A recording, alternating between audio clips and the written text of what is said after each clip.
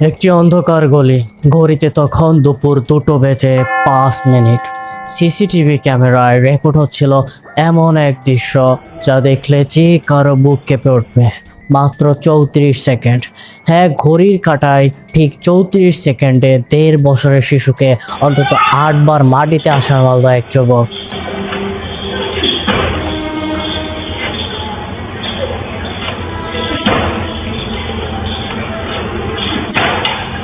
কেন একজন মানুষ হুট করে এমন জল্লাদ হয়ে উঠল, সেটাই জানবো আজকের এই ভিডিওতে। ঘটনাটি উত্তর প্রদেশের ফিরোজাবাদ জেলার শিকোহাবাদ এলাকার রতিদেবী নামের এক নারী তার স্বামীর সাথে ডিভোর্সের মামলা লড়ছিলেন। কিন্তু ডিভোর্স কেন?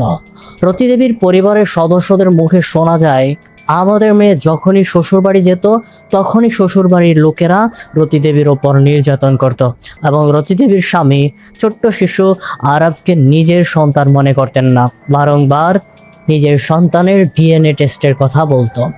মূলত এই পারিবারিক কলহ থেকেই ডিভোর্সের সিদ্ধান্ত নেন রতিদেবী। একটি ভেঙে যাওয়া সংসার, কোলে 1.5 বছরের সন্তান আরব। রতিদেবীর জীবন তখন এমনিতেই কঠিন লড়াইয়ের মধ্য দিয়ে যাচ্ছিল। ঠিক এই সময়ে গল্পে প্রবেশ করে এক খলনায়ক। নাম তার জিতেন্দ্র পাঠক ওরফে বিরাজ। সে ছিল রতির স্বামীর দূর সম্পর্কের ভাই। আইনি বিষয়ে সাহায্য করার বাহানায় বিরাজ রতিদেবীর কাছাকাছি আসার চেষ্টা করে, কিন্তু আইনি সহায়তার আড়ালে বিরাজের মনে লুকিয়েছিল অন্য এক কুৎসিত বাসনা।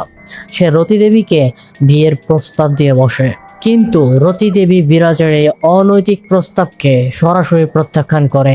একবার নয়, বারংবার ফিরিয়ে দেন বিরাজকে। বিরাজ ভাবতে থাকে রতি কেন তাকে মেনে নিচ্ছে না। তার একটা সময় গিয়ে মনে হলো রতির কোলে থাকা এই 1.5 বছরের সন্তান আরাবি হলো তাদের মাঝখানের সবচাইতে বড় দিয়া। সে ভেবেছিল সন্তান না থাকলে রতিদেবী তাকে অবশ্যই হয়তোবা বিয়ে করবে। গত 29 মে 2026 জিতেন্দ্র রতিদেবীর বাড়িতে আসে দেখা করতে। তখন সে ছোট্ট আরবকে চকলেটের লোভ দেখিয়ে কোলে তুলে নেয়। বাড়ি থেকে কিছুটা দূরে একটা নির্জন গলিতে নিয়ে যায়। কোনো দয়া নেই, কোনো মায়া নেই। হঠাৎ করে 1.5 বছরের শিশুকে সজোরে একের পর এক মাটিতে মারতে থাকে বিরাজ। মাত্র 34 সেকেন্ডে 8 বার শিশুটির হাড়গোড় চূর্ণ বিচূর্ণ হয়ে যায়। আরবকে যখন প্রথম আছাড়টি মারা হয় তখন আরবের একটা চিৎকার শুনতে পাওয়া যায় সিসিটিভির ফুটেজ থেকে।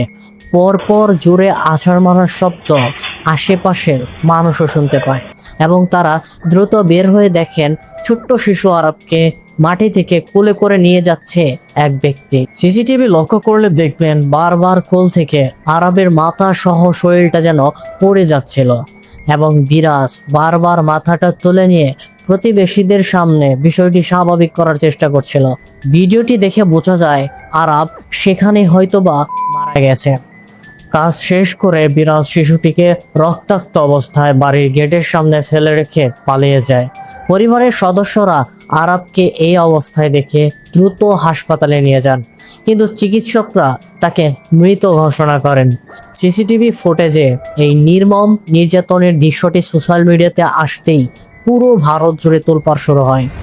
ঘটনার তদন্তে নামে ফিরোজাবাদের এসএসপির তৈরি করা 4টি বিশেষ পুলিশ টিম। পুলিশের তাড়া খেয়ে মঈনপুরি রোডের দিকে পালাচ্ছিল বিরাজ, কিন্তু পুলিশ তাকে 4 দিক থেকে ঘিরে ফেলে। নিজেকে বাঁচাতে বিরাজ পুলিশকে লক্ষ্য করে গুলিও চালায়। পুলিশও পাল্টা গুলি চালায়।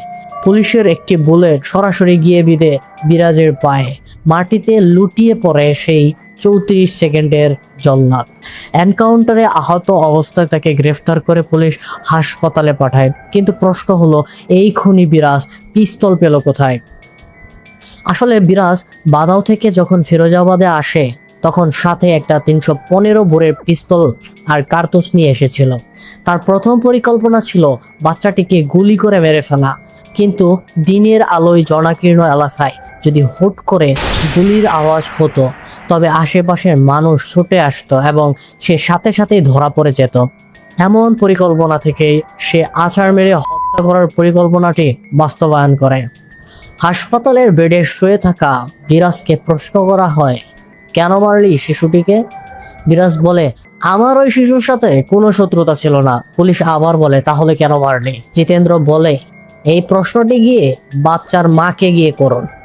এই পর্যায়ে জিতেন্দ্র রতি দেবীর চরিত্রেও কাদা ছেটানোর চেষ্টা করে।